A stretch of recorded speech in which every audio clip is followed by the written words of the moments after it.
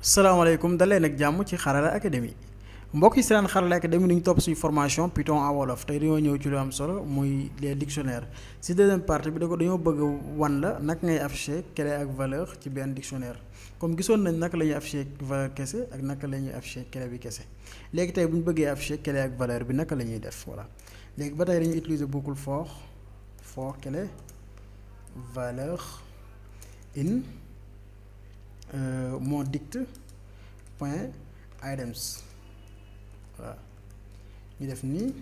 def print ñu def nii clé valeur parce que deux la clé valeur mu nekk partie boo xam ne moo si ëpp njariñ presque gis nga nom prénom profession xam commenté bii nii voilà wala ma def ko passe bon ok gis nga nom job profession prénom Ousseynou profession développeur pour mu gën a intéressant bu la neexee nga def nii par exemple nga def 2 points def nii voilà ñuy xool parce que peut-être mu gën a intéressant gis nga nom job prénom Ousseynou profession développeur moo nekk dictionnaire bi ñu ngi nii moo dicte nom job moo dicte prénom Ousseynou moo dicte profession développeur bu la neexee tamit mën nga créer benn dictionnaire boo xam ne ay étudiant la def nga def ku nekk noom ak prénom voilà après nga ñëw fii mën nga ko afficher mu nekk loo xamante ni lu am solo la ci dictionnaire voilà mbokki doon seen Xarala Academy yaakaar naa comprendre ngeen dictionnaire bu baax parce que ñëw nañ wax leen dictionnaire mooy lan parce que dañuy may ñu mën a am notion bu ñu naan clé ak valeur booy créer dictionnaire nii ngay def dictionnaire vide moo nekk nii léegi boo si ajouter ay valeur mën nga ko def nii voilà am na partie bu ci am solo tamit par exemple bu la neexee mën nga ko créer nii par exemple ma liste nga def égal nga def nii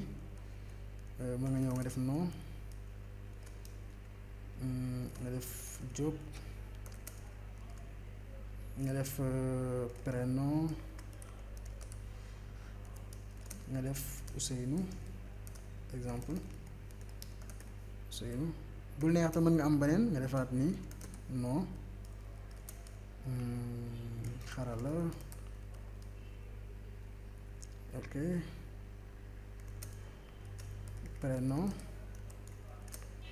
nga def académie voilà léegi mën nga ko def fii nii ñu xool naka la war a indi ñu affiché ko xool lu muy joxe voilà non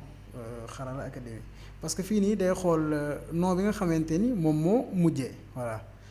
léegi bu la neexee mën nga def nom 1 nga def prénom 1 nom 2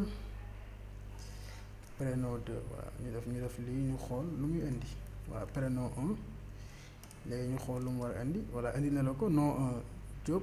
prénom 1 Ousseynou nom 2 Xarala prénom 2 académie voilà mu nekk loo xamante lu am solo bu la neexee lépp nga bind ko ci benn ligne bu la neexee tamit nga daat koy séparer voilà